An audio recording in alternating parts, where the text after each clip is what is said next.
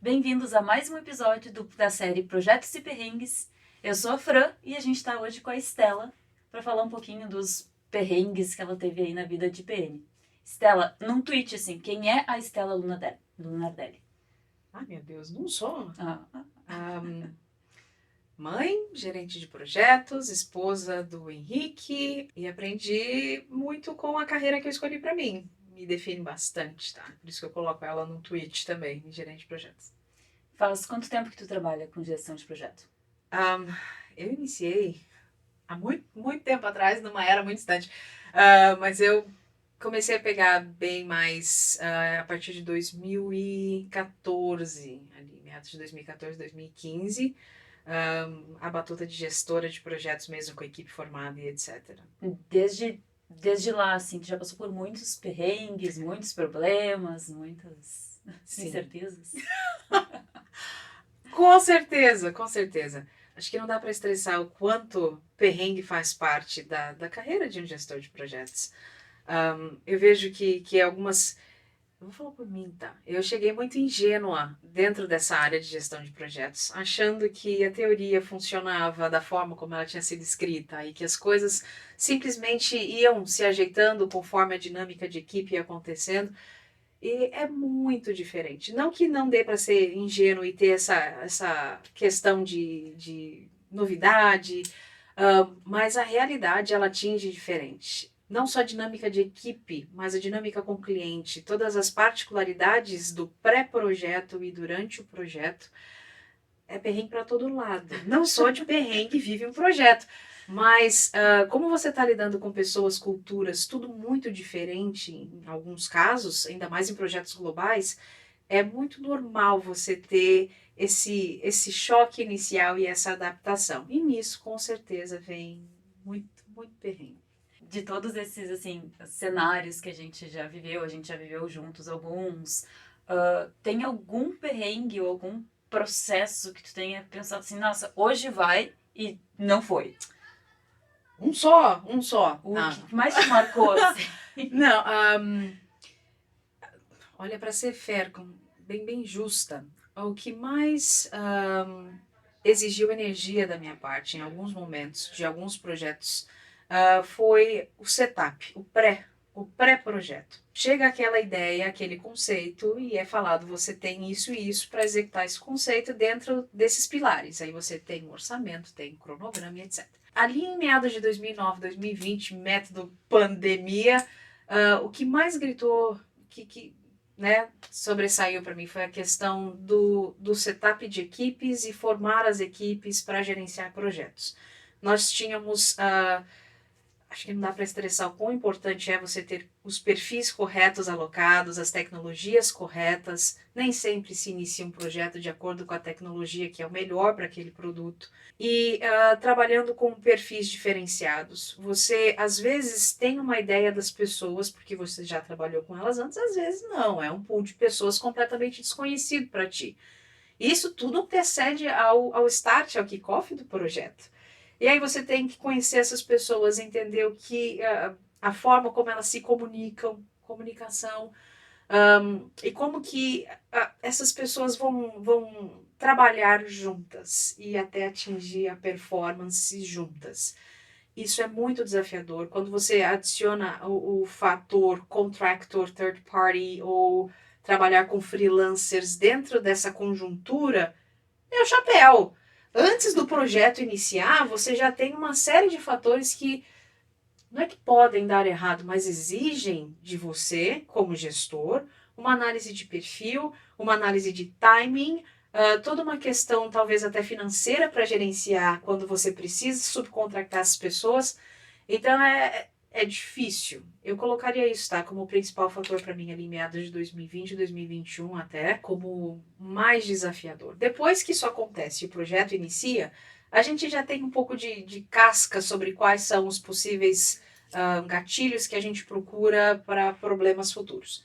Tu acha que foi importante, né, claro, na tua trajetória, assim, o entendimento mais profundo do que é uma matriz de risco, o que é um RACE, como é que eu faço o plano de comunicação, como é que eu garanto a melhor tecnologia, né? Porque a gente tem uma metodologia que ela passa o passo a passo, né, a receita do bolo, Sim. né? Então, assim, eu ouvi esses dias assim, um bolo de laranja é um bolo de laranja, mas pode ser feito com 300 açúcares diferentes, com vários tipos de laranja, né? E a gente vai Sim. adaptando conforme a gente gostaria. Tu acha que essa receita, ela funciona só do jeito que ela é hoje, como o PMI mostra, ou tu acha que tu consegue flexibilizar e adaptar para o teu cenário?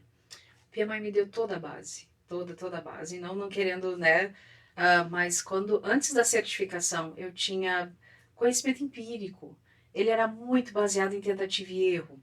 A minha preparação foi em cima dos livros do RMC, da Rita, e quando eu fiz a certificação, eu não era familiarizada com análise de causa raiz, caminho crítico, os cálculos por trás do caminho crítico, análise pessimista, otimista, nada. E existem fórmulas que eu falei, meu Deus, é um universo que eu não conhecia, isso não fazia parte do meu dia a dia até então.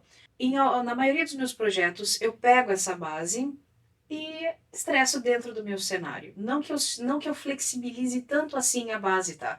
Mas os ingredientes que eu vou colocando dentro da minha análise são de acordo com o cenário que eu estou vivendo hoje. Uso muito caminho crítico. Até em um exemplo atual, eu estou usando o caminho crítico em um projeto por causa que o cronograma é desafiador. Então, faz muita diferença, eu diria, para uma pessoa que está entrando na carreira de gestão, ter essa base. Você consegue construir e flexibilizar, em alguns casos, tudo o que você aprendeu. Agora, times de alta performance, clientes que a gente chama de clientes críticos ou projetos que passam a barra do milho, são projetos muito caros e envolvem meses aí de desenvolvimento, você não vai conseguir gerenciar puramente em conhecimento empírico mais. A área de TI, ela se renova constantemente e ter essa base faz falta. Não que não seja possível, tá? Mas eu acho que vai exigir muito mais energia. Então, sim, para mim fez muita diferença. Outra parte que fez muita diferença para mim quando estudando para certificação foi gestão de conflitos, e gestão de riscos, não só o levantamento, o assessment, a autoavaliação depois, mas a questão de como já no levantamento do risco você dá direcionamento de qual a possível solução. Vou mitigar, vou aceitar, vou deferir, etc. Foi muito diferente. Qual é a tua maior dica, assim? Claro, né? Já trouxe várias dicas aí ao longo da tua fala, mas se tu fosse assim, eu quero entrar, eu não conheço a área de gestão de projeto, eu sei mais ou menos, eu acho que eu sei, eu trabalho com isso. Quero tirar a certificação. Qual é a tua maior dica para essa pessoa que quer ser certificado, quer investir na carreira de gerenciamento de projeto? Vou quebrar em dois. A minha orientação para quem quer fazer a certificação é estude, obviamente, né? Não só o PMBOK, mas faça uso de um material complementar. O PMBOK, ele te dá o mínimo necessário para o entendimento da certificação, mas eu estudei pelo RMC, fez muita diferença, e eu finalmente aprendi quando eu participei de grupos de estudo, e ali eu falei um pouco sobre gestão de orçamento, budget, gestão de cronograma. Ali eu validei o meu conhecimento, e na hora de responder as questões, foi natural para mim. Então, estude material complementar e valide o seu conhecimento. Aí tem N formas, tem pessoas que validam conhecimento escrevendo, repetindo, etc. E a segunda parte é para quem está entrando na área de gestão, não menospreze os perrengues. Não tenha medo dos perrengues. Se eu voltasse para a Estela de 2014, 2013, eu teria dado uns tapas nela em vários momentos e falar, é sério que tu fez isso? É sério que tu gerou esse tipo de estresse? É sério que você foi o pivô desse tipo de problema no seu projeto?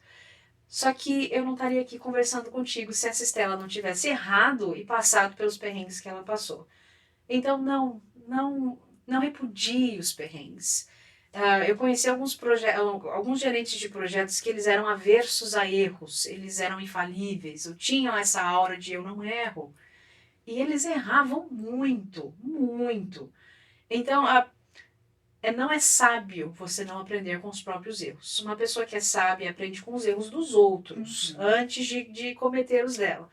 Mas quando você comete os seus, aquilo fica na tua memória. E você revisita a tua memória com frequência por causa da dor que o perrengue te gerou.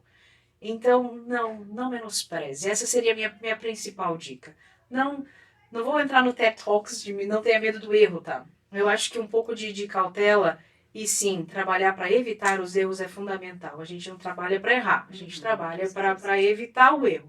Mas caso ele aconteça, e ele vai acontecer, abrace o fato de que ele vai acontecer, estamos todos aprendendo, aprenda. Vai fazer total falta e vai fazer com que você repita, e repita até pior o erro se você não aprender com ele. E não tem problema errar. Eu erro o tempo todo e faz parte da caminhada de um gestor. E uma notinha de rodapé seria a questão da empatia com a tua equipe. A pandemia me ensinou isso. Antes da pandemia eu não tinha a empatia que eu tenho hoje. Estar dentro da casa das pessoas ali no modo remoto fez com que a gente percebesse alguns fatores que a gente não percebia antes como gestor. E faz esse cuidado com as pessoas que estão na tua equipe, entender um pouco do contexto no qual elas vivem, faz total diferença. E o retorno é incrível.